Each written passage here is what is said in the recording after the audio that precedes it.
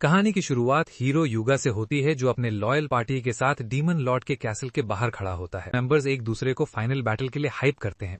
कोई कहता है कि आज सब खत्म होगा, कोई कहता है कि हम जरूर जीतेंगे। एटमॉस्फेयर बिल्कुल वैसे ही होता है जैसे स्कूल या कॉलेज में एग्जाम से पहले फ्रेंड्स एक दूसरे को मोटिवेट करते हैं। थोड़ी देर बाद कैसल के गेट्स अपने आप खुल जाते हैं और अंदर से कई सिनिस्टर आंखें बाहर झांकती हैं। जैसे ही पार्टी कैसल के अंदर जाती है, उनके सामने डीमन लॉर्ड का जनरल योकी आता है। वो बहुत एरोगेंट तरीके से उनका मजाक उड़ाता है और कहता है कि वे बहुत वीक हैं। पार्टी का मेज उस पर एनर्जी ब्लास्ट से अटैक करने की कोशिश करता है, लेकिन योकी उसे बड़ी आसानी से डिस्पेल कर देता है। इसके बाद सोर्ड्समैन मेले अटैक करता है, लेकिन योकी उसके अटैक को डॉज करता है और एक किक में उसे पीछे फेंक देता है। फिर सपोर्ट मेज सेसिलिया युगा पर एनहांसमेंट स्पेल डालती है। युगा अपनी अल्टीमेट स्पेल एक्सकैलिबर को योकी की तरफ छोड़ता है। योकी अपनी एंडलेस डार्क स्पेल से जवाब देता है। दोनों की पावर्स आपस में टकराती हैं, लेकिन आखिर में योकी हीरो को ओवर पावर कर देता है और पूरी पार्टी को अकेले ही हरा देता है। जमीन पर पड़े हुए युगा को लगता है कि शायद यही उनकी जर्नी का एंड है। वो अनकॉन्शियस हो जाता है। युगा के बेहोश होते ही योकी सभी हीरोज को हील करना शुरू करता है। तभी उसकी नजर सपोर्ट मेज सिसिलिया पर जाती है और उसे वो बहुत प्रिटी लगती है। वो उसके लुक्स में डिस्ट्रैक्टेड हो जाता है। कुछ समय बाद वो सभी हीरोज को कैसल की प्रिजन में ले जाता है। वहां उसके सबॉर्डिनेट्स उससे पूछते हैं कि क्या हीरोज को मार देना चाहिए। योकी अचानक उन्हें देखकर शॉक हो जाता है और उसके सभी सबॉर्डिनेट्स उसे सेसिलिया को घूरने के लिए टीज करने लगते हैं। आखिर में योकी साय करता है और उन्हें आदेश देता है कि हीरोज को किसी ह्यूमन विलेज के पास छोड़ दिया जाए। वो दिल ही दिल में अपनी एंजेलिक क्रश को पेनफुल गुड बाय कहता है। एक महीने बाद डीमन लॉर्ड योकी को सीधे अपने रूम में समन करता है। वहां उसका राइट हैंड मैन जाकियल उससे पूछता है कि हीरोज कितनी बार वापस चैलेंज देने आ चुके हैं। योकी बताता है कि वे अब तक 13 बार आ चुके हैं। ये सुनकर जाकियल उन्हें वीक स्टूडेंट्स की तरह समझता है, जो लेसन नहीं सीखते। डीमन लॉर्ड सोचता है कि योकी ने अब तक हीरोज को मारा क्यों नहीं। योकी जवाब देता है कि वे इतने मिजरेबल हैं कि उसके अटेंशन के भी लायक नहीं है। डीमन लॉर्ड सुझाव देता है कि उसके सबॉर्डिनेट्स ये काम संभाल लें। ये सुनकर योकी सरप्राइज हो जाता है। वो सोचता है कि उसके सर्वेंट्स हीरोज की पावर के सामने टिक नहीं पाएंगे और वो नहीं चाहता कि प्रिटी सपोर्ट मेज को कोई नुकसान पहुंचे। वो खुद हीरोज को डिस्पोज करने की परमिशन मांगता है। डीमन लॉर्ड मुस्कुराता है और चुपचाप अग्री कर देता है। थ्रोन रूम से निकलते समय योकी हीरोज की लाइफ को लेकर वरिड होता है। वो जानता है कि वही अकेला है जो उन्हें रोक सकता है, वरना हीरोज इतने स्ट्रांग हैं कि डीमन लॉर्ड को भी मार सकते हैं। वो सोचता है कि अब उसे क्या करना चाहिए, क्योंकि डीमन लॉर्ड जल्द ही पूरी दुनिया पर रूल करेगा। अगले दिन हीरोज फिर से डीमन लॉर्ड के कैसल में लौट आते हैं। योकी सोर्ड्समैन और युगा को पीछे धकेल देता है। तभी असॉल्ट मेज मकाना काउंटर अटैक करती है। उसकी स्पेल्स की पहली वेव को योकी ब्लॉक कर लेता है, लेकिन मकाना चुपचाप दूसरी वेव लॉन्च करती है जो उसे सरप्राइज कर देती है। फिर भी योकी टाइम पर रिएक्ट करता है और उसे ब्लॉक कर लेता है। उसकी लाइटनिंग फास्ट रिफ्लेक्सेस देखकर मकाना पूरी तरह शॉक हो जाती है। इसी दौरान योकी देखता है कि सेसिलिया अपने फ्रेंड्स को हील कर रही है और वो ब्लश करने लगता है। वो हंसता है और हीरोज का मजाक उड़ाता है और उनके अटेम्प्ट्स को फ्यूटाइल बताता है। युगा हार नहीं मानता और फिर से एक्सकैलिबर स्पेल यूज करता है, लेकिन योकी आसानी से सर्वाइव कर जाता है और कहता है कि वे उसे कभी नहीं हरा सकते। युगा कहता है कि उनके पास कोई और चॉइस नहीं है, उन्हें ईविल डीमन लॉर्ड को हराने के लिए आगे बढ़ते रहना होगा। ये सुनकर अचानक सेसिलिया की तरफ इशारा करता है और कहता है कि अगर वे उसे छोड़ दें तो आगे जा सकते हैं। युगा तुरंत मना कर देता है, लेकिन मकाना कहती है कि उन्हें ऑफर एक्सेप्ट कर लेना चाहिए। वो समझाती है कि ये डीमन उन्हें कभी भी मार सकता है, इसलिए उसकी काइंडनेस एक्सेप्ट करके मिशन पूरा करना बेहतर है। युगा अब भी तैयार नहीं होता, लेकिन तभी सेसिलिया खुद बोलती है कि वो यहीं रहने को तैयार है। आखिरकार पार्टी आगे बढ़ जाती है और प्रॉमिस करती है कि डीमन लॉर्ड को हराने के बाद वे अपनी प्रीस्टेस को वापस लेने आएंगे। सबके जाने के बाद सेसिलिया योकी से पूछती है कि उसने उसे क्यों रोका।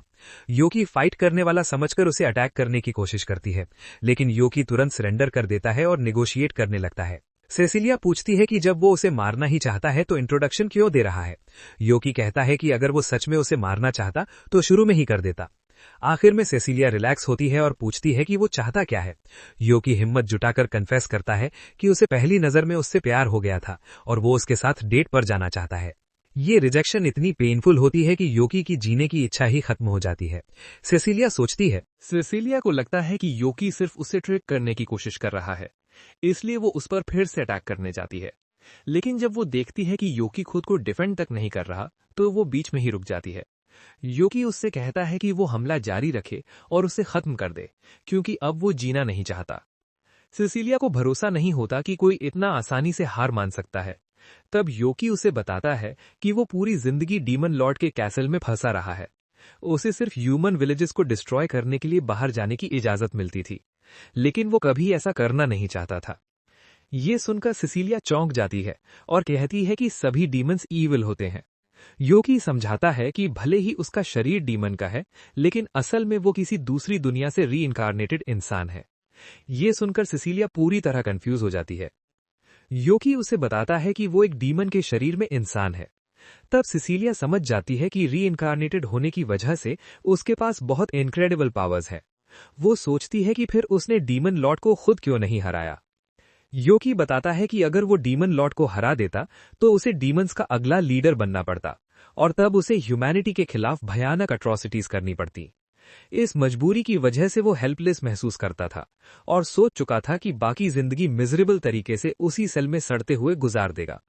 लेकिन तभी उसकी जिंदगी में सिसिलिया आई, जिसने उसे ये एहसास दिलाया कि जिंदगी जीने लायक है। अब जब उसकी आखिरी उम्मीद भी उसे रिजेक्ट कर चुकी है तो वो सबको छोड़ने के लिए तैयार है।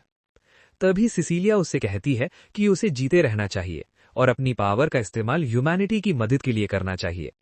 वो कहती है कि उसकी जिंदगी का कोई दूसरा पर्पस भी हो सकता है और वो उसे बाहर की दुनिया में सेटल होने में मदद करने का ऑफर देती है।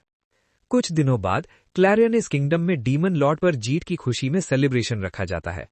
किंग डार्ट्स सभी हीरोज को बधाई देता है और घोषणा करता है कि उनके सम्मान में 3 दिन का सेलिब्रेशन होगा।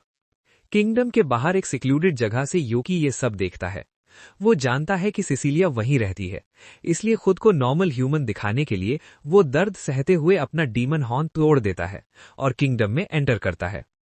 इधर मकाना युगा को जीत की बधाई देती है और युगा बहुत खुश होता है। फिर वो सिसिलिया की तरफ मुड़ता है, ये जानते हुए कि ये जीत उसी की वजह से संभव हुई थी। ये देखकर मकाना खुद को इग्नोर्ड महसूस करती है। थोड़ी देर बाद योकी सिटी की एडवेंचरस गिल्ड में खुद को रजिस्टर करने जाता है। वहां का लेजी रिसेप्शनिस्ट क्लेमन जम्भाई लेते हुए रजिस्ट्रेशन फॉर्म निकालता है। योकी फॉर्म साइन करता है तो क्लेमन उसे गिल्ड कार्ड देता है और बताता है कि वो सबसे नीचे F रैंक से शुरू करेगा, जो S रैंक तक जाता है। वो समझाता है कि कमीशंस लेकर रैंक अप किया जा सकता है, लेकिन नॉर्मली एक एडवेंचरर को E रैंक तक पहुंचने में पूरा 1 महीना लग जाता है। वो उसे कार्ड संभाल कर रखने की वार्निंग देता है और गुड लक कहता है। कार्ड मिलने के बाद योकी लगातार मिशंस कंप्लीट करता है और इतना पैसा कमा लेता है कि एक इन रेंट कर सके। 1 हफ्ते बाद जब वो फिर गिल्ड जाता है तो सभी एडवेंचरर्स एक ऐसे राइजिंग एडवेंचरर की बात कर रहे होते हैं जो बहुत तेजी से रैंक अप कर रहा है। इसी दौरान योकी क्लेमन से और कमीशंस मांगता है, लेकिन लेजी रिसेप्शनिस्ट को आज पेपर वर्क नहीं करना होता और वो गुस्से में उसे पास बैठी प्रिटी लेडी से बात करने को कहता है।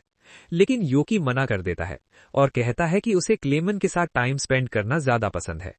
इस बात को छोड़कर क्लेमन उससे उसकी रियल आइडेंटिटी के बारे में पूछता है, क्योंकि कोई नॉर्मल इंसान सिर्फ 1 हफ्ते में F से D रैंक तक नहीं पहुंच सकता।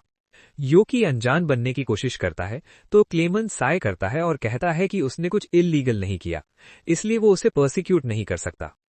तभी एक हुड पहनी लड़की अंदर आती है और क्लेमन से योकी की मिशंस कैंसिल करने को कहती है। योकी शॉक हो जाता है क्योंकि वो लड़की सिसिलिया होती है। क्लेमन भी सोचता है कि हीरो प्रीस्टेस गिल्ड में क्या कर रही है। सिसिलिया उसे धीरे बोलने को कहती है, फिर योकी की तरफ मुड़कर उसे प्राइवेट चैट के लिए अपने घर चलने का इनविटेशन देती है।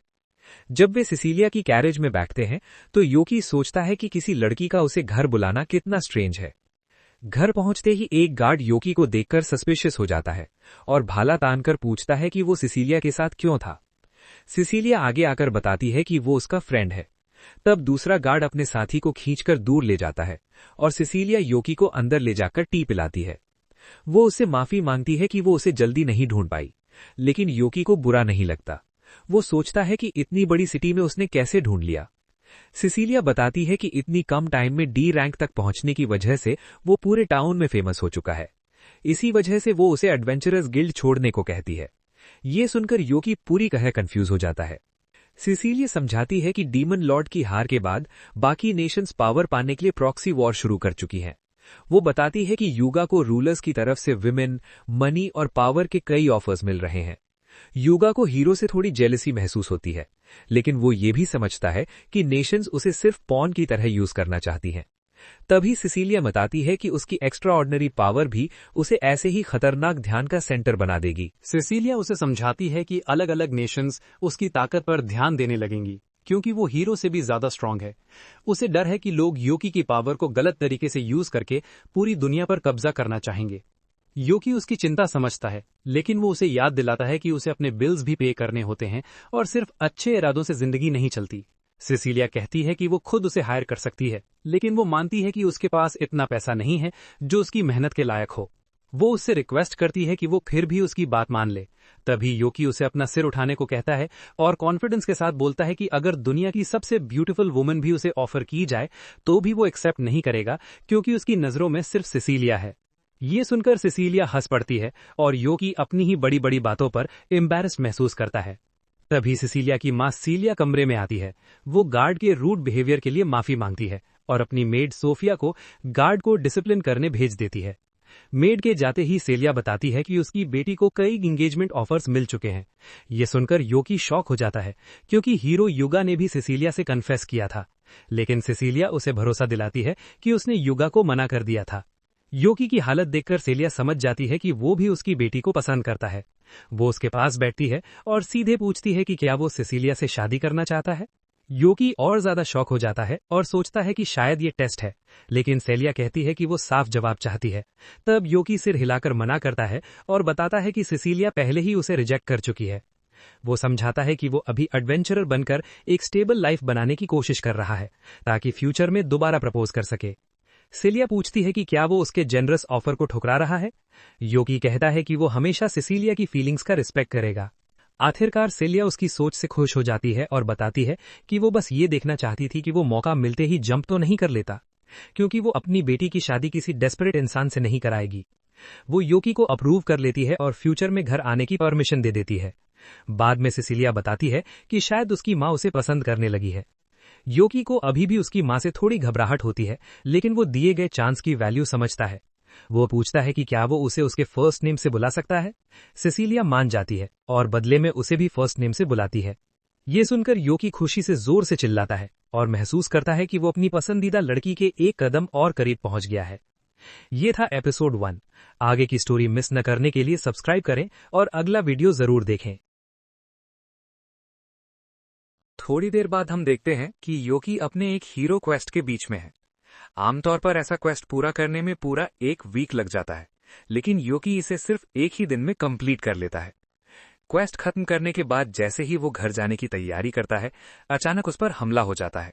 3 अननोन अटैकर्स उस पर एक साथ कोऑर्डिनेटेड अटैक करते हैं। योकी खुद को डिफेंड करने की कोशिश करता है, लेकिन तभी उसे महसूस होता है कि ये लोग उसे जाने पहचाने लग रहे हैं। ये वही लोग थे जो डीमन कैसल में उसके सबऑर्डिनेट्स हुआ करते थे। योकी उन्हें देखकर शॉक हो जाता है। वो उनसे फाइट नहीं करना चाहता। योकी तुरंत टाइम आउट बोलता है और अपनी ट्रू आइडेंटिटी रिवील कर देता है। ये देखकर तीनों बहुत खुश हो जाते हैं, क्योंकि उन्हें लगता था कि योकी अब इस दुनिया में नहीं रहा। लेकिन ड्यूक को बहुत गुस्सा आता है। वो योकी से नाराज होता है, क्योंकि जब हीरो पार्टी ने डीमन कैसल पर अटैक किया था, उस टाइम योकी वहां मौजूद नहीं था। वो हमेशा की तरह उन्हें प्रोटेक्ट करने नहीं आया। उन तीनों को खुद ही फाइट करनी पड़ी और समहाउ वे डीमन लॉर्ड के थ्रोन रूम तक पहुंच गए, जहां डीमन लॉर्ड को डिफीट कर दिया गया। ड्यूक को ऐसा लगता है जैसे योकी ने जानबूझकर हीरोज को बिना लड़े अंदर जाने दिया। इतना ही नहीं, योकी अब बिल्कुल एक ह्यूमन जैसा दिखता है, जो उन्हें और भी कंफ्यूज कर देता है। ड्यूक पूछता है कि ये सब आखिर क्यों हुआ। योकी सबको काम डाउन होने को कहता है और बोलता है कि उसके पास अपने एक्शंस का बहुत सॉलिड रीजन है। तीनों उसकी बात सुनने के लिए रुक जाते हैं, क्योंकि उन्हें भरोसा है कि योकी कभी बिना वजह कुछ नहीं करता। लेकिन जब योकी बताता है कि उसने ये सब सिर्फ इसलिए किया क्योंकि उसे हीरो पार्टी की प्रीस्टेस पर क्रश हो गया था, तो तीनों के दिमाग कंप्लीटली ब्लैंक हो जाते हैं। वे इस बात को समझ ही नहीं पाते। योकी उन्हें बताता है कि अब वो एक ह्यूमन की तरह जीना चाहता है। वो कहता है कि अब से वे उसे अपना कैप्टन ना समझें और जो चाहें वो करें।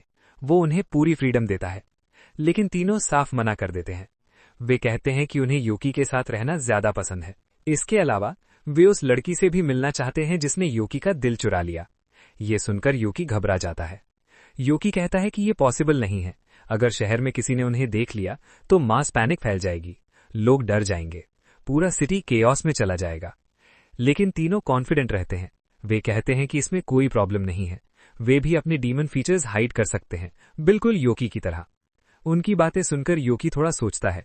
वे इतने जिद्दी होते हैं कि आखिरकार योकी अग्री कर जाता है और उन्हें अपने साथ चलने की परमिशन दे देता है। जैसे कि उसे पता था कि वहां से उसका निकलना मुश्किल है, लेकिन योकी उन्हें पहले ही वार्न कर देता है कि ह्यूमंस के बीच ब्लेंड होना उतना ईजी नहीं है जितना वे सोच रहे हैं। उसी दिन बाद में योकी अपने सबॉर्डिनेट्स को डिस्गाइज करके सिसिलिया से मिलाने लाता है, लेकिन ये एक्सपीरियंस उनकी एक्सपेक्टेशन से काफी ज्यादा ब्रूटल निकलता है, खासकर हैप्पीनेस के लिए, क्योंकि योकी को उसके फेदर्स एक एक करके प्लग करने पड़ते हैं, जिससे उसे काफी पेन होता है। इसके बाद वे सभी साथ बैठकर टी पीते हैं।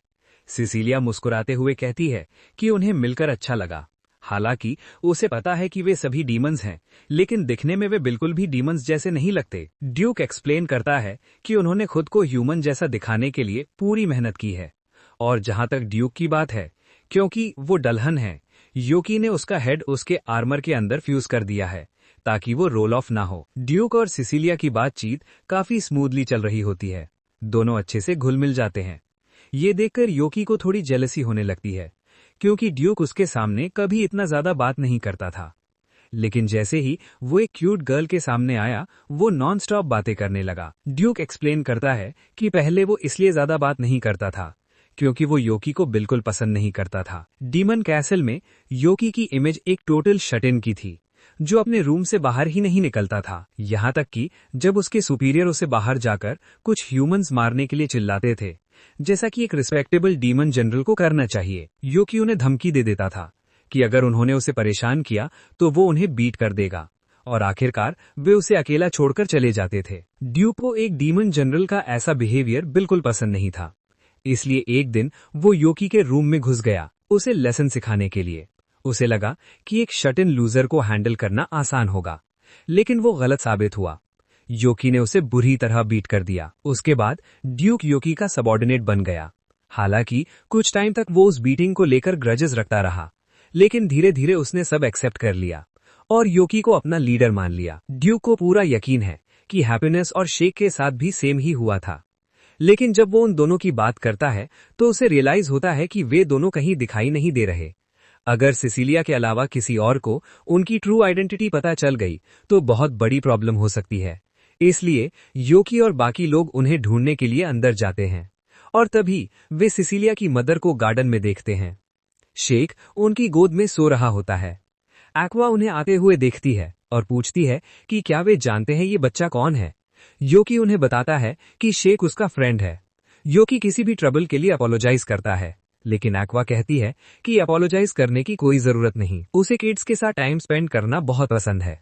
उसे शेक गार्डन में भागते हुए मिला था, इसलिए ये सोचने के बजाय कि वो अंदर कैसे आया, उसने उसके साथ टैग खेलना शुरू कर दिया। खेलते खेलते शेक थक गया और उसकी गोद में सो गया। अब जब शेक मिल गया तो योकी एक्वा से पूछता है कि क्या उसने शेक के साथ कोई लड़की देखी थी। एक्वा कंफर्म करती है, लेकिन बताती है कि हेडमेड उसे थोड़ी देर पहले अंदर ले गई थी। ये सुनते ही योकी को डेंजर महसूस होता है। वे सभी जल्दी से अंदर की तरफ भागते हैं, लेकिन अंदर का सीन देखकर वे शॉक्ड हो जाते हैं। हैप्पीनेस परफेक्ट मेड एटिकेट की ट्रेनिंग ले रही होती है। सोफिया जैसे ही ग्रुप को देखती है, वो बताती है कि वो न्यू मेड की ट्रेनिंग फिनिश कर रही थी, लेकिन सिसिलिया क्लैरिफाई करती है कि हैप्पीनेस कोई मेड नहीं है, वो योकी की फ्रेंड है। सोफिया हैप्पीनेस से पूछती है और वो कंफर्म कर देती है। सोफिया तुरंत अपोलोजाइज करती है और कहती है कि अगर वो चाहे तो जा सकती है। योकी हैप्पीनेस से कहता है कि वो मेड आउटफिट चेंज कर ले, लेकिन सरप्राइज ये होता है कि हैप्पीनेस मना कर देती है। उसे मेड बनना सोचे से कहीं ज्यादा फन लगता है, इसलिए वो यही काम करना चाहती है। सोफिया को कोई ऑब्जेक्शन नहीं होता और इस तरह हैप्पीनेस ऑफिशियली मेड बन जाती है। दिन के एंड तक सब लोग जाने की तैयारी करते हैं। वे हैप्पीनेस को उसके फर्स्ट डे के लिए गुड लक विश करते हैं, लेकिन योकी के जाने से पहले एक्वा उसे साइड में बुलाती है। वो बताती है कि सिसिलिया को कई वीक से रिलैक्स करने का मौका नहीं मिला, इसलिए वो उसे फोर्स करके एक डे ऑफ दिलवाने वाली है, और अगर योकी उसे डेट पर पूछना चाहता है तो यही बेस्ट चांस है। ये योकी को मिला सबसे परफेक्ट चांस होता है और वो इसे वेस्ट नहीं करने वाला। डेट के टाइम सिसिलिया अपनी कैरेज में आती है। योकी उसके आउटफिट को देखकर पूरी तरह मेस्मराइज हो जाता है। वो कहता है कि वो अपनी पूरी पावर लगाएगा ताकि उसका डे ऑफ पूरी तरह परफेक्ट बने। सिसिलिया को ये देखकर हंसी आती है कि वो इसे इतना सीरियसली ले रहा है, लेकिन वो एक्साइटेड है ये देखने के लिए कि योकी ने क्या प्लान किया है। जब वे सिटी में वॉक करते हैं, सिसिलिया नोटिस करती है कि लोकल बेकरी में एक न्यू टाइप का केक आया है। वो सजेस्ट करती है कि डेट के बाद वे वहां चल सकते हैं। फिलहाल वे सिटी में वॉक कंटिन्यू करते हैं। योकी सिसिलिया से नजर हटा ही नहीं पा रहा, क्योंकि वो बहुत ज्यादा क्यूट लग रही होती है। अब तक सब कुछ बहुत अच्छा चल रहा होता है और सिसिलिया खुद भी काफी एंजॉय कर रही होती है। थोड़ी देर बाद वे एक एक्सेसरी स्टोर के पास पहुंचते हैं। वे दोनों अंदर जाने ही वाले होते हैं, लेकिन उसी समय हीरो पार्टी के युगा और माना वहां से गुजर रहे होते हैं। और जैसे ही युगा सिसिलिया को पहचानता है, युगा जोर से सिसिलिया को कॉल करता है और पूरी तरह योकी को इग्नोर कर देता है। वो बोलता है कि कितना क्रेजी कोइंसिडेंस है कि सबने सेम डे छुट्टी ली है, और जब सब यहीं हैं तो वो सजेस्ट करता है कि पूरा दिन साथ में स्पेंड कर लेते हैं। सिसिलिया पोलाइटली मना करने की कोशिश करती है। वो एक्सप्लेन करती है कि वो ऑलरेडी योकी के साथ टाइम स्पेंड कर रही है, लेकिन जैसे ही योकी का नाम आता है, युगा को फील होता है कि उसने योकी को कहीं पहले देखा है। योकी कैजुअली बोल देता है कि शायद ये उसका माइंड ट्रिक्स खेल रहा है। युगा थोड़ी देर सोचता है, फिर उस बात को वहीं छोड़ देता है। वो फिर बोलता है कि सबको साथ में अंदर चलना चाहिए ताकि कोई लेफ्ट आउट फील ना करे, और सिसिलिया को ऑब्जेक्ट करने का प्रॉपर टाइम भी नहीं देता, सीधे उसे पकड़कर अंदर ले जाता है। मिकाना को ये सब देखकर बहुत बुरा लगता है, क्योंकि ये वही एक दिन था जब उसने मुश्किल से युगा को डेट पर चलने के लिए कन्विंस किया था। अब ये सब देखकर उसे साफ समझ आ जाता है कि योकी भी सिसिलिया के साथ डेट पर है। वो योकी को गुड लक विश करती है और बोलती है कि अगर वो सिसिलिया को इम्प्रेस कर लेता है तो युगा को मजबूरी में उस पर ही फोकस करना पड़ेगा। योकी अंदर जाता है और फिर से सिसिलिया से मिलता है, और चूंकि वे ऑलरेडी स्टोर में है तो वो सिसिलिया को गिफ्ट लेने की ऑफर करता है। सिसिलिया मना करती है और कहती है कि उसे कुछ लेने की जरूरत नहीं, लेकिन योकी बोलता है कि ये उसका थैंक्स कहने का तरीका है उस हेल्प के लिए जो सिसिलिया ने उसके लिए की है। आखिरकार सिसिलिया अग्री कर जाती है। ये सब देखकर युगा को एक्सट्रीम जेलसी होने लगती है। वो बीच में कूद पड़ता है और बोलता है कि वो सबके लिए गिफ्ट्स पिक करेगा, क्लियरली योकी को वन अप करने की कोशिश में। योकी एक नेकलेस पिक करता है जो उसे लगता है कि सिसिलिया पर बहुत अच्छा लगेगा। वहीं युगा स्टोर का सबसे एक्सपेंसिव पेंडेंट उठा लेता है, क्योंकि उसे समझ नहीं आता कि और क्या खरीदे। वो सिसिलिया को पहनाने की कोशिश करता है, लेकिन एक्सीडेंटली उसका डिस्गाइज गिरा देता है। अब ना उसके सिर पर हैट है और ना ही ग्लासेस। स्टोर में मौजूद सभी लोग तुरंत उसे पहचान लेते हैं, और हीरो पार्टी के बाकी मेंबर्स को भी। अचानक से पूरा स्टोर फैंस से भर जाता है। भीड़ उन्हें चेस करती हुई सड़क तक आ जाती है, और इसी केओस में योकी सिसिलिया से अलग हो जाता है। सिसिलिया को ढूंढते हुए योकी की टक्कर होती है हीरो पार्टी के लास्ट मेंबर सर रैवन से। रैवन गर्ल्स के ग्रुप से घिरा हुआ होता है और बहुत अनकंफर्टेबल लग रहा होता है। योकी डिसाइड करता है कि वो उसकी हेल्प करेगा। वो भीड़ का अटेंशन युगा की तरफ डाइवर्ट करता है और रैवन को पकड़कर एक एली में भाग जाता है।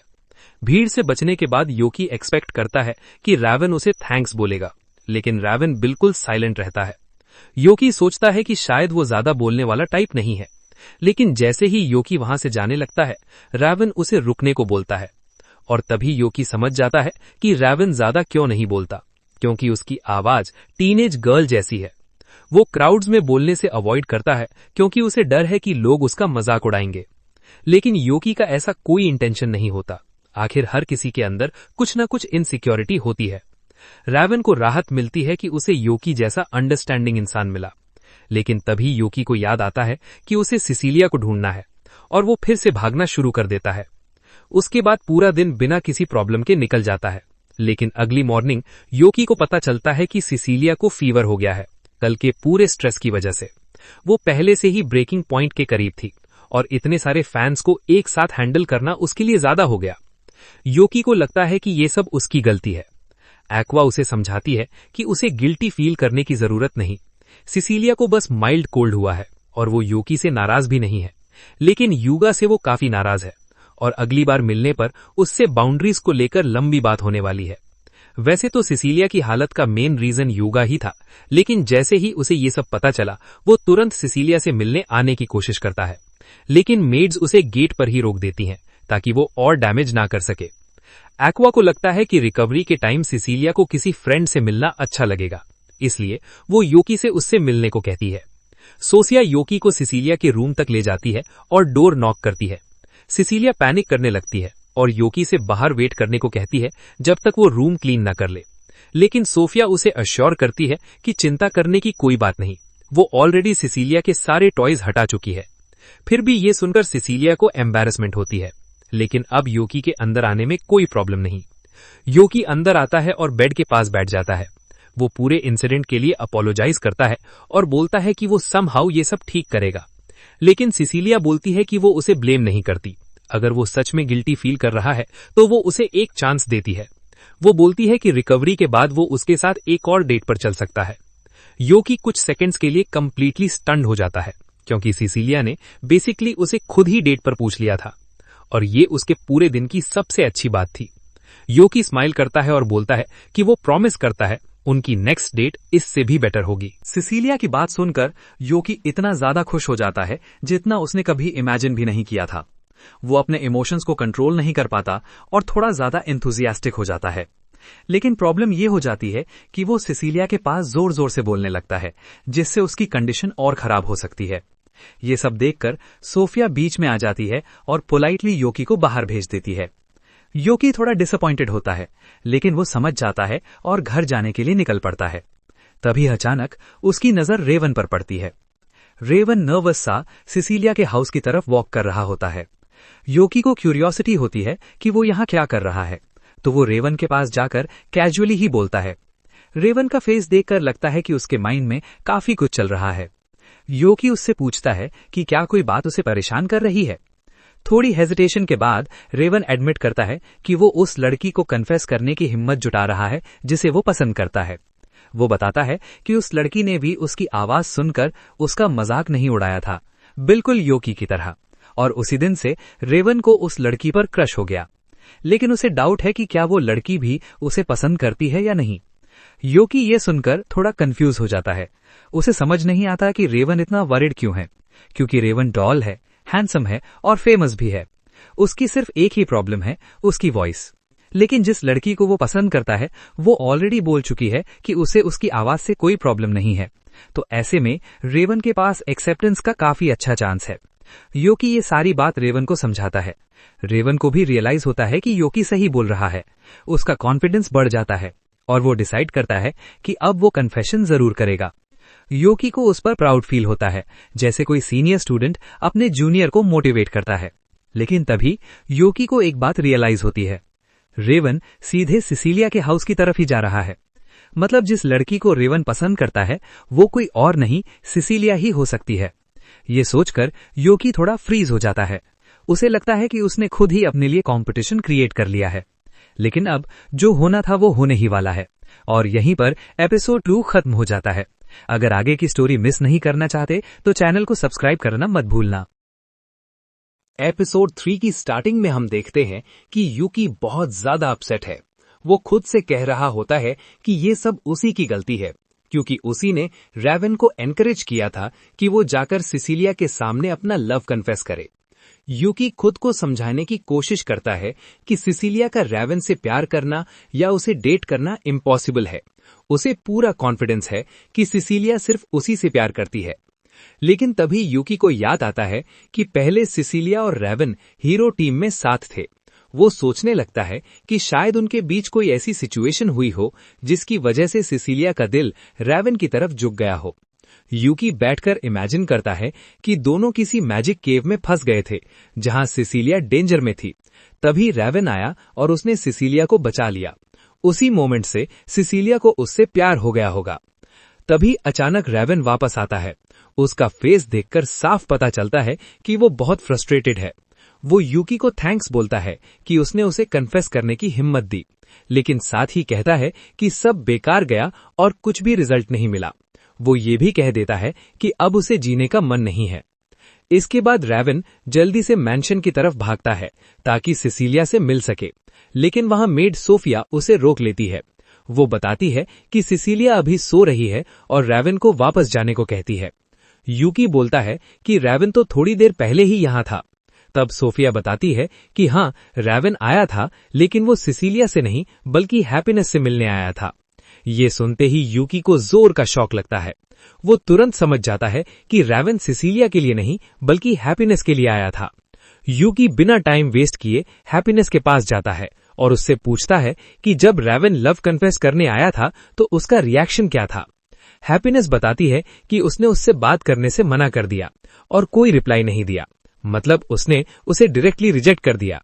इसके बाद यूकी अपने असिस्टेंट से मिलने जाता है और गुस्से में बोलता है कि हैप्पीनेस ने रेवन को रिजेक्ट कर दिया, जबकि रेवन कितना अच्छा इंसान है और हीरो टीम का मेंबर भी है। तब असिस्टेंट्स बताते हैं कि हैप्पीनेस ह्यूमन से बहुत नफरत करती है और वो कभी किसी ह्यूमन को डेट करने के बारे में सोच भी नहीं सकती। तभी ड्यूक यूकी को हैप्पीनेस के पास्ट के बारे में बताता है। वो कहता है कि पहले हैप्पीनेस के पास सिर्फ एक फेदर था। एक दिन एक ह्यूमन उसे हंट करने आया था, लेकिन ड्यूक ने बीच में आकर हैप्पीनेस को बचा लिया था। उसी इंसिडेंट के बाद से हैप्पीनेस को इंसानों से नफरत हो गई और वो उनसे दूरी बनाकर रखने लगी। लेकिन यूकी की एक असिस्टेंट बोलती है कि ऐसा पॉसिबल नहीं है कि हैप्पीनेस सभी इंसानों से नफरत करे, क्योंकि अभी वो खुद सिसिलिया के मेंशन में मेड बनकर काम कर रही है। वो कहती है कि जरूरी नहीं कि सारे इंसान बुरे हों, कुछ अच्छे भी होते हैं। यूकी उसकी बात से एग्री करता है और बोलता है कि रेवन सच में बहुत काइंड है और अगर हैप्पीनेस उससे एक बार आराम से बात कर ले तो वो जरूर उसे पसंद करने लगेगी। इसके बाद यूकी गिल्ड जाता है और क्लेमेंट को ढूंढता है, लेकिन वो वहां नहीं मिलता।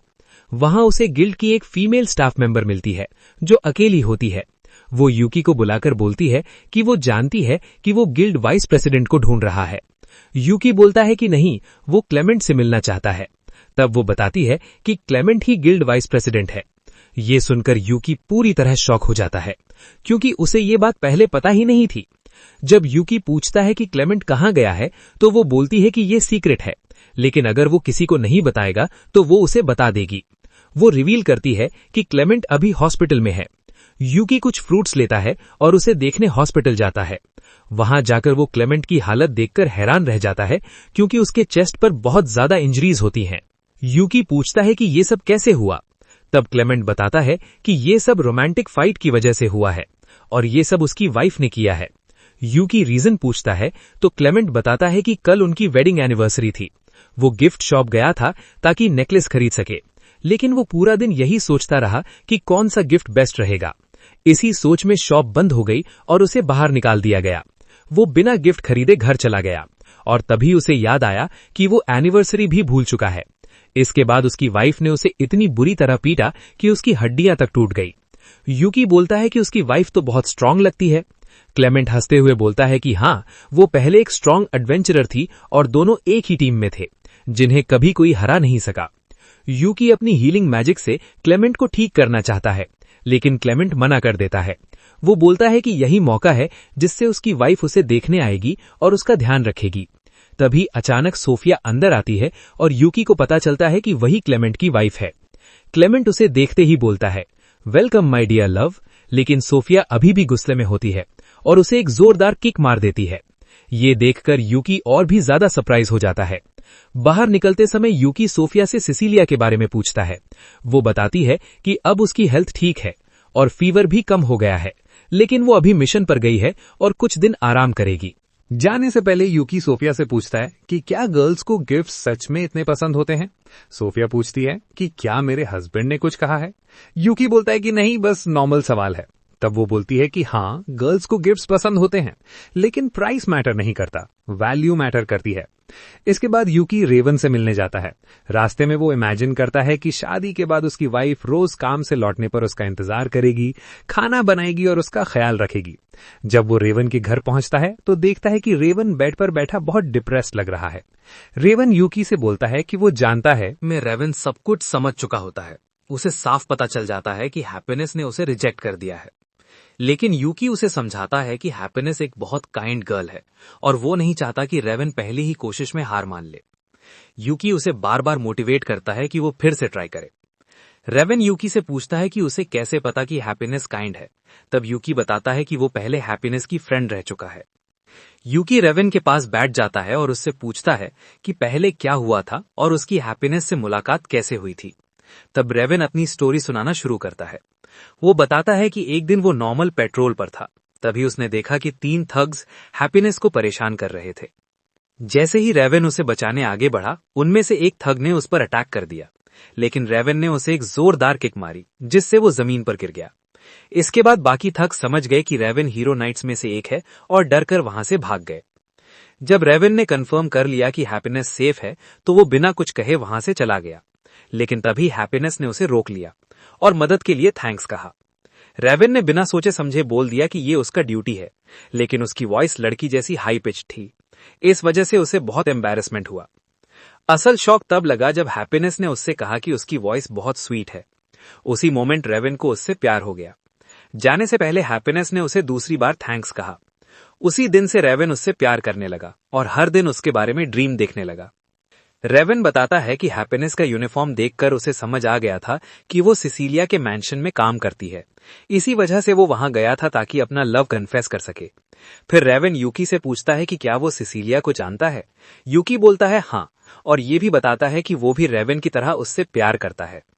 रेवन हंसते हुए कहता है कि तभी तो तुम गिल्ड में इतने मिशंस लेते हो ताकि सबको प्रूव कर सको कि तुम सिसिलिया के लायक हो। इसके बाद यूकी रेवन से कहता है कि वो हैप्पीनेस से नाराज ना हो, क्योंकि उसका पास्ट बहुत पेनफुल रहा है और उसे रिकवर होने के लिए टाइम चाहिए। रेवन बोलता है कि शायद लास्ट टाइम उससे प्यार की बात करके उसने सब कुछ खराब कर दिया, लेकिन यूकी उसे समझाता है कि ऐसा बिल्कुल नहीं है, बल्कि वो तो एक बहुत अच्छा स्टेप था और वो नहीं चाहता कि रेवन पहली बार में ही गिव अप कर दे। इसके बाद दोनों एक विमेन्स एक्सेसरी शॉप में जाते हैं। रेवन पूछता है कि हम यहाँ क्या कर रहे हैं, ये सारी गिफ्ट्स तो गर्ल्स के लिए हैं। तब यूकी बोलता है कि इसीलिए तो मैं तुम्हें यहाँ लाया हूँ। यूकी एक नेकलेस की तरफ जाता है जिसे सिसिलिया ने पहले देखा था और पसंद किया था। वो बिना देर किए उसे बाय कर लेता है। फिर वो रेवन की तरफ देखता है और पाता है कि वो चेन्स के कलेक्शन के सामने खड़ा है और हैप्पीनेस के लिए एक चेन चूज कर रहा है। यूकी उसके पास जाता है और बोलता है कि ये चेन हैप्पीनेस पर बहुत ब्यूटीफुल लगेगी। रेवन पूछता है कि क्या हैप्पीनेस डर नहीं जाएगी अगर वो किसी स्ट्रेंजर से गिफ्ट ले लेगी। यूकी बोलता है कि तुम छोटी छोटी बातों को बहुत बड़ा बना रही हो। मुझे पूरा कॉन्फिडेंस है कि जैसे ही वो गिफ्ट देखेगी वो खुश हो जाएगी। दोनों कहते हैं कि हैप्पीनेस को ये चेन इसलिए भी पसंद आएगी क्योंकि इसका कलर उसके हेयर जैसा है। आखिर में रेवन भगवान का नाम लेकर वो चेन बाय कर लेता है। यूकी ये देखकर सरप्राइज्ड हो जाता है कि रेवन सेल्स वुमन से लिखकर बात कर रहा है, क्योंकि उसकी वॉइस लड़की जैसी है और उसे बहुत शर्म आती है। जब वो लोग बाहर निकलने वाले होते हैं तभी मकेना यूकी को देख लेती है। वो पूछती है कि क्या तुम वही नहीं हो जो सिसिलिया के साथ था। फिर वो बोलती है कि तुम यहाँ क्या कर रहे हो, क्या तुम किसी और लड़की के लिए गिफ्ट खरीदकर सिसिलिया को चीट कर रहे हो। यूकी तुरंत बोलता है कि नहीं, वो गिफ्ट उसी के लिए लेने आया है। मकेना नोटिस करती है कि रेवन ने भी गिफ्ट लिया है और उससे पूछती है कि तुम्हारी गर्लफ्रेंड कौन है जिसे तुम मुझसे छुपा रहे हो। हमेशा की तरह रेवन उसे कोई आंसर नहीं देता क्योंकि वो उसे बुली समझता है। मकेना उन्हें बाहर चलकर थोड़ी बात करने को कहती है। रेवन यूकी से रिक्वेस्ट करता है कि वो उसे अकेला छोड़कर ना जाए और साथ चले। तीनों बाहर बैठ जाते हैं। मकेना लगातार बात करती रहती है, लेकिन यूकी और रेवन बस खाना खाते रहते हैं और उसे कंप्लीटली इग्नोर करते हैं। आखिर में सॉर्सरेस को गुस्सा आ जाता है और वो बोलती है कि वो सिसिलिया के बारे में बात करना चाहती है। ये सुनते ही यूकी एक्साइटेड हो जाता है और उसे बोलने के लिए कहता है। मकेना उससे पूछती है कि वो सिसिलिया के साथ कहां तक पहुंचा है। यूकी बताता है कि लास्ट मीटिंग के बाद वो दोबारा नहीं मिले। उसे बस इतना पता है कि सिसिलिया को रोज मैरिज प्रपोजल्स आते हैं, लेकिन वो सबको रिजेक्ट कर देती है। मकेना बताती है कि ये सब योगा की वजह से हुआ। वो हमेशा ऐसी प्रोवोकिंग सिचुएशंस क्रिएट करता था जिससे सिसिलिया को सभी मेन से नफरत हो गई। उसके बहुत सारे फीमेल एडमायरर्स भी थे, इसीलिए सिसिलिया ने डिसाइड कर लिया कि वो किसी का प्रपोजल एक्सेप्ट नहीं करेगी। एक दिन सिसिलिया ने योगा से साफ कह दिया कि वो गर्ल्स के साथ बहुत बुरा बिहेव करता है। आखिर में मकेना यूकी को वार्न करती है कि उसे सिसिलिया के साथ डील करते वक्त बहुत केयरफुल रहना चाहिए। इसके बाद मकेना रेवन से बात करना चाहती है, लेकिन यूकी बीच में बोल देता है कि वो उसे उसके बारे में कुछ भी जानने नहीं देगा। मकेना पूछती है कि तुम मेरे साथ ऐसा बिहेव क्यों कर रहे हो, क्या तुम भूल गए कि मैं उसकी टीम मेंबर हूं। तभी रेवन उसे लिखकर बताता है कि यूकी ने उसके लिए ड्यूटी से भी ज्यादा किया है। वो उसी पर डिपेंड करता है और किसी और की हेल्प नहीं चाहता। इसके बाद मकेना उन्हें योगा के साथ अपने सफरिंग के बारे में बताने लगती है। वो कहती है कि वो उससे प्यार करती है, लेकिन वो उसे इग्नोर करता है। हर बार जब भी वो लोग डीमन किंग के असिस्टेंट से मिलते हैं तो वो उन्हें बुरी तरह पीट देता है और बाहर निकाल देता है। मकेना बताती है कि हर बार जब भी वो लोग वहां से बाहर निकाले जाते थे तो कोई न कोई हीलिंग मैजिक यूज करके उनका इलाज कर देता था। यूकी ये सब सुनता रहता है लेकिन चुप रहता है, क्योंकि वो नहीं चाहता कि किसी को पता चले कि हीलिंग मैजिक यूज करने वाला वही था। मैकेना आगे बताती है कि एक दिन डीमन किंग के असिस्टेंट ने रिक्वेस्ट की थी कि वो सिसिलिया के साथ अकेले बैठकर बात करना चाहता है। इसी वजह से उसने योगा को कन्विंस किया था कि सिसिलिया को डीमन किंग के वाइस कमांडर के साथ बैठने थे। उसी दिन के बाद से योगा उससे नफरत करने लगा और उससे बात करना भी बंद कर दिया। मैकेना यूकी से कहती है कि ध्यान रखना, तुम्हारी प्यारी सिसिलिया डीमन किंग के वाइस कमांडर के साथ मर भी सकती थी और उसका ब्लेम मेरे ऊपर आ जाता।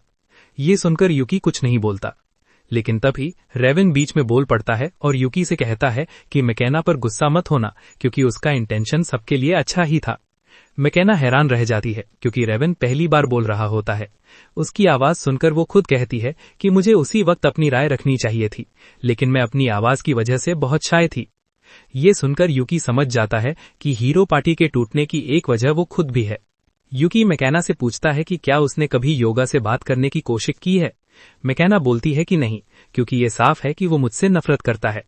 यूकी उसे समझाता है कि उल्टा तुम्हें उससे बात करनी ही चाहिए, हो सकता है धीरे धीरे वो तुम्हारे बारे में अपना नजरिया बदल ले। यूकी की बात सुनकर मैकेना बहुत खुश हो जाती है और प्रॉमिस करती है कि वो योगा से फिर से बात करने की कोशिश करेगी।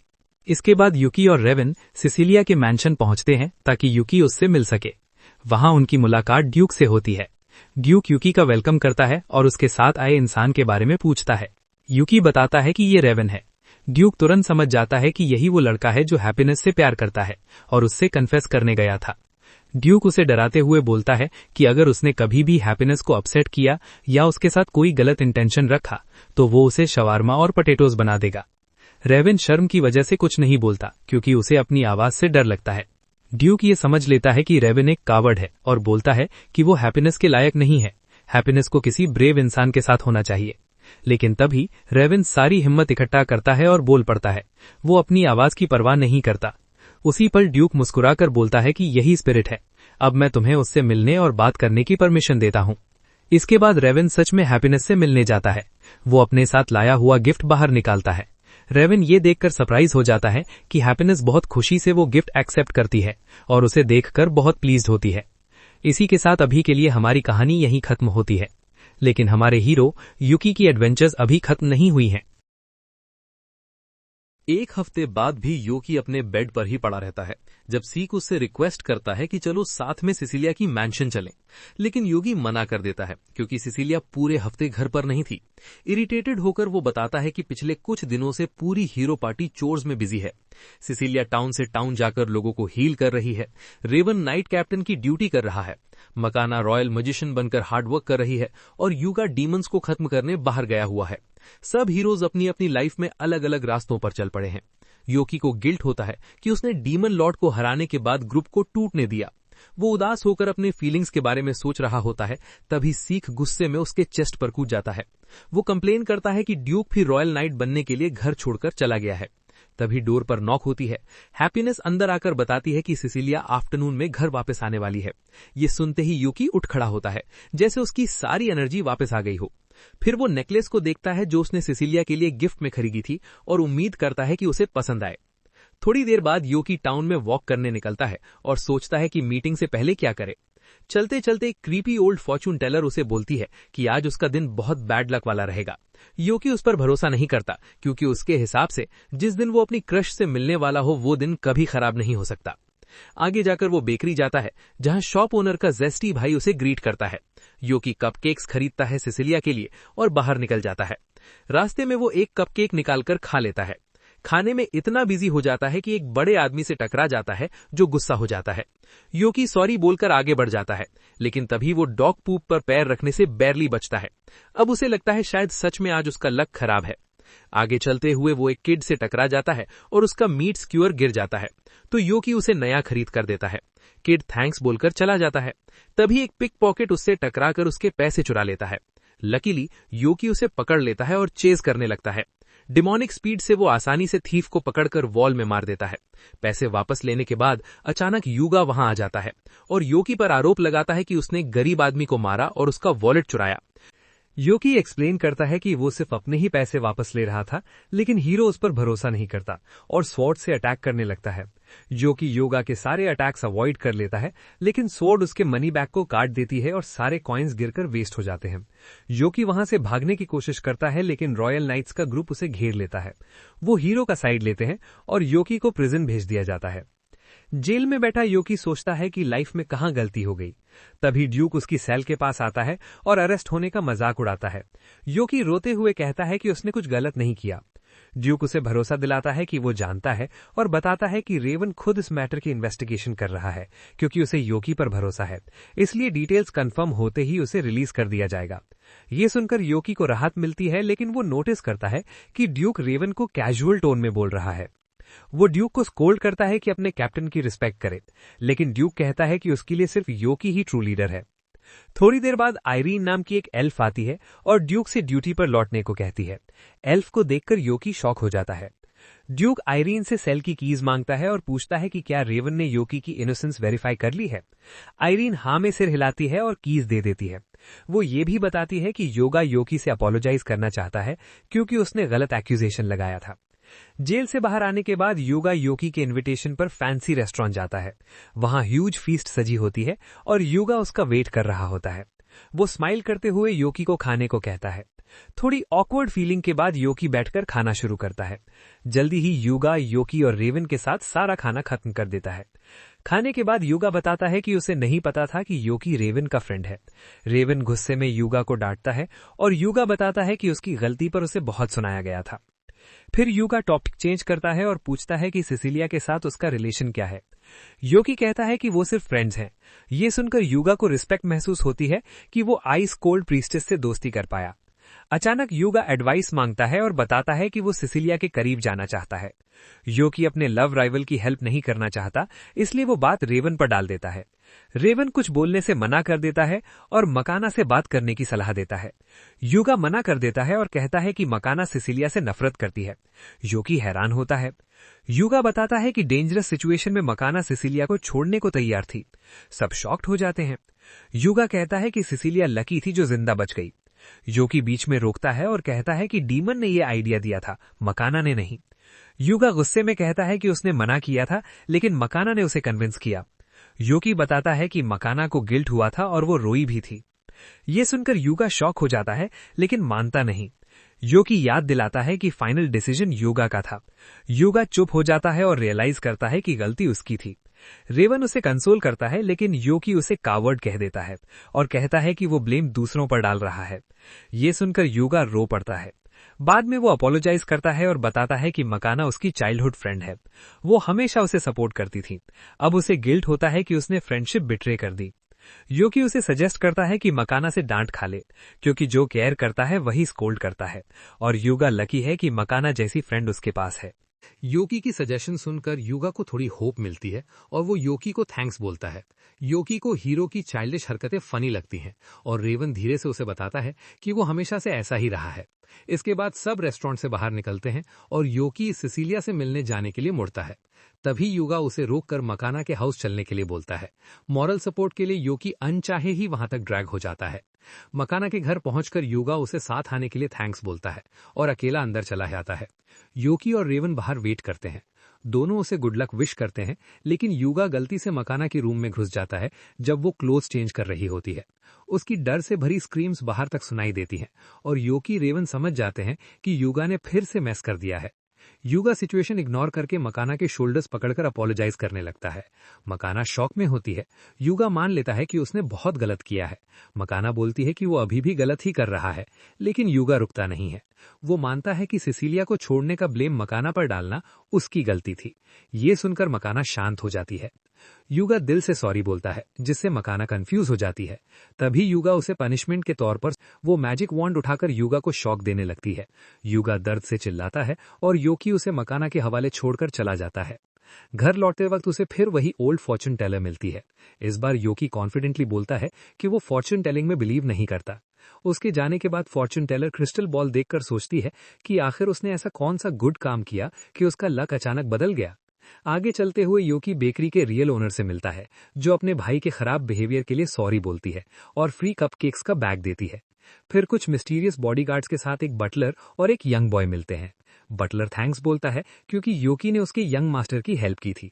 योकी को याद आता है कि उसने उस किड के लिए स्क्यूअर खरीदा था। बटलर सॉरी बोलता है और थैंक्स में फ्रेश स्क्यूअर्स का बैग देता है। इतने सारे गुडीज के साथ योकी आखिरकार सिसिलिया की मैंशन पहुंचता है। वहां हैप्पीनेस गुस्से में मिलती है और लेट होने का रीजन पूछती है। योकी शर्माते हुए सॉरी बोलता है और सिसिलिया के रूम में जाता है। वो फूड बैग्स देता है। सिसिलिया टी बनाने का डिसाइड करती है।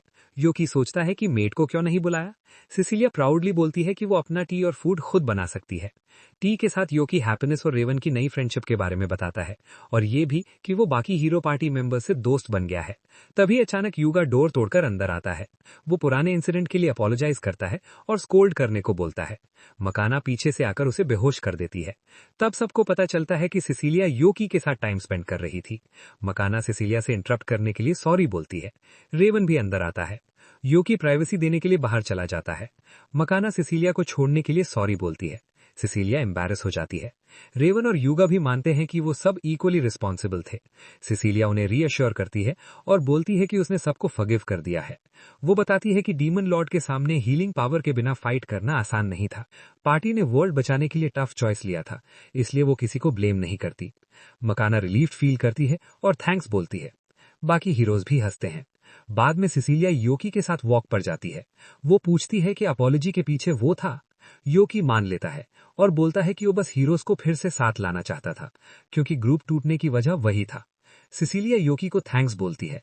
सिसिलिया थोड़ी थॉटफुल हो जाती है और खुश महसूस करती है कि योकी उसके फ्रेंड्स और फैमिली के और करीब आ रहा है। योकी उसका थैंक्स एक्सेप्ट करता है और उसी मौके पर उसे अपना प्रेजेंट देता है। सिसिलिया गिफ्ट लेकर खोलती है, तब योकी याद दिलाता है कि वो इसे उनकी डेट के टाइम खरीदना चाहता था। वो थोड़ा हेजिटेट करके पूछता है कि क्या वो इसे एक्सेप्ट करेगी। सिसिलिया स्माइल करती है और प्रॉमिस करती है कि वो इसे हमेशा संभाल कर रखेगी। ये सुनकर योकी की स्माइल और ब्राइट हो जाती है और वो सिसिलिया को थैंक्स बोलने लगता है, जबकि गिफ्ट उसी ने खरीदा था। कुछ दिनों बाद योकी और सीक सिसिलिया के साथ एक डिजास्टर से अफेक्टेड विलेज की तरफ ट्रैवल करते हैं। कैरेज में बैठकर योकी थोड़ा अपसेट होता है क्योंकि सीक थर्ड व्हील बनकर साथ आ गया था और वो सिसिलिया के साथ अलोन टाइम चाहता था। सिसिलिया दोनों से अपोलोजाइज करती है, तभी रास्ते में कैरेज जोर से हिलता है, जिससे सिसिलिया को उल्टी जैसा फील होता है। योकी वरिड हो जाता है। सिसिलिया बताती है कि लंबा जर्नी होने की वजह से उसे नॉशियस लग रहा है। सीक उसे पिक्सी टेक्निक से बना सीक्रेट पोशन देता है। पोशन पीते ही सिसिलिया बेटर फील करने लगती है। सीक स्मगली अपनी यूजफुलनेस पर ब्रैग करता है। योकी और सीक की नोकझोंक देखकर सिसिलिया खुश होती है कि मिशन के दौरान उसे अच्छी कंपनी मिलेगी। थोड़ी देर बाद वो विलेज पहुंचते हैं, जो बैंडिट्स के अटैक से डैमेज हो चुका होता है। विलेज चीफ सिसिलिया को ग्रीट करता है और उसके कंपेनियंस के बारे में पूछता है। सिसिलिया बताती है कि योकी और सीक दोनों एक्सीलेंट हीलर्स हैं जो हेल्प के लिए आए हैं। ओल्ड मैन उन पर भरोसा करता है और उन्हें शेल्टर में ले जाता है। वहां तीनों मिलकर इंजर्ड लोगों को हील करते हैं। काम करते वक्त योकी देखता है कि सिसिलिया कितनी खुशी से हील कर रही है और उसे उसके हार्ड वर्क पर प्राउड फील होता है। चीफ भी यही बात कहता है। योकी उसकी थिंकिंग की तारीफ करता है, फिर इंजर्ड लोगों की बात करता है। वो सोचता है कि अटैक में कोई मरा क्यों नहीं। चीफ बताता है कि बैंडिट्स अचानक भाग गए थे क्योंकि एक स्ट्रेंज आदमी कहीं से आकर उन पर अटैक करने लगा था। योकी कंसर्न्ड हो जाता है, लेकिन वो देखता है कि सिसिलिया थक चुकी है। वो उसे रेस्ट करने को बोलता है, लेकिन वो मना कर देती है। तभी योकी स्पेल यूज करके उसे सुला देता है। विलेजर्स घबरा जाते हैं कि कहीं उसने अटैक तो नहीं किया। योकी एक्सप्लेन करता है कि उसने सिर्फ उसे सुलाया है और उसे बेड पर लेटा देता है। कुछ टाइम बाद सिसिलिया उठती है और गुस्से से योकी को देखती है। योकी सॉरी बोलता है और कहता है कि उसने उसकी बॉडी के लिए ऐसा किया था, क्योंकि बिना एनर्जी हील करने से नुकसान हो सकता था। सिसिलिया शांत हो जाती है, लेकिन बोलती है कि आगे से बिना कंसेंट ऐसा न करे। योकी प्रॉमिस करता है और बताता है कि बाकी सब हील हो चुके हैं। सिसिलिया स्माइल करती है और थैंक्स बोलती है, जिससे योकी टमाटर की तरह लाल हो जाता है। तभी विलेज चीफ आता है और सिसिलिया की हालत पूछता है। फिर वो टील नाम की लड़की के बारे में बताता है, जो विलेज के बाहर रहती है और क्रॉनिक इलनेस की वजह से हमेशा बेड पर रहती है। सिसिलिया उसे देखने के लिए रेडी हो जाती है। टील के घर पहुंचकर वो उसे बेड पर बुक पढ़ते हुए पाते हैं। सिसिलिया कंडीशन चेक करने आती है। टील को खांसी आती है। सीक उसे पिक्सी मेडिसिन देता है। पहले वो हेजिटेट करती है, लेकिन योकी उसे भरोसा दिलाता है। दवा पीते ही उसे बेटर फील होता है। टील थैंक्स बोलती है और मानती है कि डेटी ने उसकी प्रेयर्स सुनी है। वो स्टैचू और बैंडिट्स वाले इंसिडेंट की स्टोरी सुनाने लगती। टील बताती है कि एक बार वो वुल्फ्स के ग्रुप से घिर गई थी तब उसने देखा कि डीमन स्टैचू डार्क पावर से चमकने लगी और आसपास के सारे वुल्फ्स खत्म हो गए। टील को लगता है कि ये उसकी डीटी ने किया, लेकिन योकी और सिसिलिया दोनों को स्ट्रेंज डेमोनिक पावर को लेकर चिंता होने लगती है। टील सब बच्चों को डीटी स्टैचू के पास ले जाती है। पास जाकर सबको पता चलता है कि वो स्टैचू एक डरावनी डीमन की है।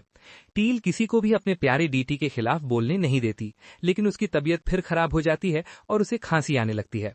सिसिलिया उसे सहारा देकर घर की तरफ ले जाती है, जबकि योकी डीमन स्टैचू को ध्यान से देखता रहता है। वो बताता है कि ये स्टैचू असल में उसके होम एरिया का गारगोइल है। तभी अचानक वो डीमन जिंदा हो जाता है, जैसे उसकी बात सही साबित कर रहा हो। योकी जल्दी से गारगोइल के अटैक से बचता है। सीक ऊपर से किक मारकर गारगोइल को एक ही मूव में गिरा देता है। योकी गारगोइल को बोलने के लिए कहता है, लेकिन वो मना कर देता है और कहता है कि वो मरने के लिए तैयार है। सीक उसे खत्म करने वाला होता है, लेकिन योकी रोक देता है। अब गारगोइल को समझ आता है कि उसकी जान खतरे में नहीं है। योकी बोलता है कि अटैक गारगोइल ने पहले किया था, इसलिए गारगोइल माफी मांगता है। योकी माफी एक्सेप्ट कर लेता है, लेकिन पूछता है कि वो इतने दूर विलेज में क्या कर रहा है। गारगोइल बताता है कि उसे श्राइन की प्रोटेक्शन के लिए बनाया गया था, लेकिन बैंडिट्स ने श्राइन लूट लिया और उसे अपने साथ ले गए। वापसी में उन्होंने विलेज पर अटैक किया। इससे गुस्से में आकर गारगोइल ने सारे बैंडिट्स को हरा दिया। विलेजर्स ने डीमन को अपने अटैकर्स को हराते देखा तो उसे अपने विलेज में जगह दे दी और लोकल डीटी बना लिया। टाइम के साथ विलेजर्स उसे भूल गए, लेकिन टील उसकी स्टैचू को साफ करने आती रही, क्योंकि बैंडिट्स फिर से विलेज पर अटैक करने लगे थे। गारगोइल ने उसकी केयर के बदले उसकी प्रोटेक्शन की। योकी समझ जाता है कि गारगोइल विलेजर्स को नुकसान नहीं पहुंचाना चाहता। गारगोइल भी कहता है कि वो अकेले रहता है और किसी को डिस्टर्ब नहीं करता। ये सुनकर योकी उसे डिस्टर्ब करने के लिए सॉरी बोलता है और सीक को साइड में लेकर प्राइवेट बात करता है। उस रात बाद में योकी सिसिलिया के साथ वापस वॉक करता है। सिसिलिया हंसती है कि सीक इतनी जल्दी सो गया। असल में योकी ने जानबूझकर पिक्सी को भेज दिया था ताकि वो सिसिलिया के साथ अकेले टाइम बिता सके। सिसिलिया नोटिस करती है कि योकी कुछ सोच रहा है और पूछती है कि क्या वो वरिड है। योकी अपनी बात छुपा लेता है और गारगोइल के बारे में सोचने की बात कहता है। सिसिलिया को डीमन पर भरोसा करने में हेजिटेशन होती है, लेकिन योकी उसे रीएश्योर करता है कि गारगोइल पीसफुल है। ये सुनकर सिसिलिया रिलैक्स हो जाती है। योकी भी अग्री करता है, लेकिन फिर उसे समझ नहीं आता कि अब क्या बोले। वो सिसिलिया को चुपचाप देखता है और कुछ देर के लिए सब भूल जाता है। तभी सिसिलिया ट्री रूट से ठोकर खा जाती है और योकी उसे पकड़ लेता है। दोनों को एहसास होता है कि वो कितने पास आ गए हैं। शर्मिंदा होकर दोनों अलग हो जाते हैं और योकी पोलाइटली उसे संभलकर चलने को कहता है। आगे बढ़ते ही विलेज से अलार्म की आवाज आती है, क्योंकि बैंडिट्स फिर से अटैक कर देते हैं। बैंडिट्स सीज शुरू करते हैं और योकी बाकी सब उनके सामने आ जाते हैं। बैंडिट्स पहले बच्चों को सीरियस नहीं लेते, लेकिन सीक बिना मेहनत कई बैंडिट्स को हरा देता है तो सब चौंक जाते हैं। सिसिलिया भी सीक की स्ट्रेंथ देखकर सरप्राइज हो जाती है। योकी प्राउडली बोलता है कि वो उसका सर्वेंट है। फिर वो भी फाइट में कूदता है और कई बैंडिट्स को गिरा देता है। एक बैंडिट चुपके से सिसिलिया पर अटैक करने की कोशिश करता है, लेकिन योकी उसे देख लेता है और तुरंत हरा देता है। तभी सब देखते हैं कि गारगोइल स्टैचू की तरफ से स्मोक उठ रहा है। योकी सीक को गारगोइल देखने भेजता है और खुद सिसिलिया के साथ बचे हुए बैंडिट से लड़ता है। सीक के जाने पर बैंडिट सोचते हैं कि अब ये दोनों किड्स उन्हें नहीं संभाल पाएंगे, लेकिन योकी पावरफुल टॉर्नेडो स्पेल से सबको उड़ा देता है। बैंडिट्स हार जाते हैं, लेकिन सीक वापस नहीं आता। योकी सिसिलिया के साथ गारगोइल स्टैचू की तरफ जाता है। वहां टील इंजर्ड गारगोइल को संभाल रही होती है और एक स्ट्रेंज आदमी सीक को कॉलर से पकड़े होता है। योकी को देखते ही वो आदमी सीक को ऐसे फेंक देता है जैसे बोरी हो। वो आदमी एरोगेंस से योकी को टॉन्ट करता है। सिसिलिया बताती है कि वो आदमी मिलर है, जो दूसरे एम्पायर का हीरो है। योकी को हैरानी होती है कि एक से ज्यादा हीरो भी होते हैं। सीक उठने की कोशिश करता है। सिसिलिया उसे रेस्ट करने को बोलती है और पूछती है क्या हुआ। सीक बताता है कि उसने मिलर को गारगोइल पर हमला करते देखा था। उसने टील और गारगोइल को बचाने की कोशिश की, लेकिन मिलर गारगोइल को छोड़कर सिर्फ उसी पर अटैक करना शुरू कर दिया था। अभी मिलर सीक का मजाक उड़ाता है कि वो एक गारगोइल को बचाने की कोशिश कर रहा है। वो इंजर्ड डीमन की तरफ बढ़ता है, लेकिन योकी उसे रोक लेता है। मिलर कहता है कि वाइल्ड डीमन को मारना नॉर्मल है, लेकिन योकी याद दिलाता है कि गारगोइल सिर्फ एक इनोसेंट लड़की को बचा रहा था। फिर भी मिलर नहीं रुकता और अटैक कर देता है। योकी मैजिक बोल्ट चलाता है, लेकिन मिलर की सोड उसे रोक लेती है। योकी शॉक हो जाता है। सिसिलिया बताती है कि मिलर के पास मैजिक ईटर सोड है, जो उसकी सारी मैजिक को काउंटर कर देती है। मिलर हंसते हुए गारगोइल का एक आर्म काट देता है। सिसिलिया वार्न करती है कि वो नेबरिंग नेशन को प्रोवोक कर रहा है, लेकिन मिलर कहता है कि वो वॉर चाहता है ताकि एनिमी सोल्जर्स को मार सके। सिसिलिया समझ जाती है कि मिलर एक मॉन्स्टर है और योकी उसे हराने की तैयारी करता है। वो लगातार मैजिक अटैक्स करता है लेकिन मिलर सब ब्लॉक करता रहता है। सबको डर लगता है कि योकी की माना खत्म हो जाएगी। वो ब्लेजिंग प्लाज्मा स्पेल चलाता है लेकिन सोर्ड उसे भी अब्सॉर्ब कर लेती है। बच्चे होप खोले लगते हैं लेकिन योकी रुकता नहीं। मिलर हंसता है, तभी उसकी सोर्ड में क्रैक्स आने लगते हैं। योकी बताता है कि वेपन लिमिट पर पहुंच गया है। थोड़ी देर में सोर्ड टूट जाती है और मिलर बेबस हो जाता है। योकी उसे एक पंच में गिरा देता है लेकिन मिलर चुपके से गार्गोइल पर प्रोजेक्टाइल फेंक देता है। योकी गार्ड डाउन होने से डीमन को बचा नहीं पाता। तभी टील कूदकर डीमन को बचाती है। सिसिलिया तुरंत टील को हील करती है। मिलर हंसता है और एरो चला देता है जो बड़े अटैक में बदल जाता है। योकी सबको बचाते हुए अटैक ब्लॉक करता है और मिलर भाग निकलता है। अपने दोस्तों को इंजर्ड देखकर योकी खुद पर गुस्सा करता है और उसका ट्रू डिमोनिक फॉर्म बाहर आ जाता है। सिसिलिया उसके लिए वरिड हो जाती है। योकी फॉरेस्ट में उड़कर मिलर को ढूंढता है और उसे आसानी से हरा देता है। वो कहता है कि मिलर की क्राइम्स ने उसका फेट तय कर दिया है और उसे पेड़ों के बीच फेंक देता है। मिलर शॉक में होता है लेकिन रिएक्ट नहीं कर पाता। योकी फिर पीछे आकर उसे पकड़ता है और गले पर ग्रिप कस देता है। मिलर को किलिंग का थ्रिल आता है लेकिन सिसिलिया का चेहरा याद आते ही योकी होश में आ जाता है।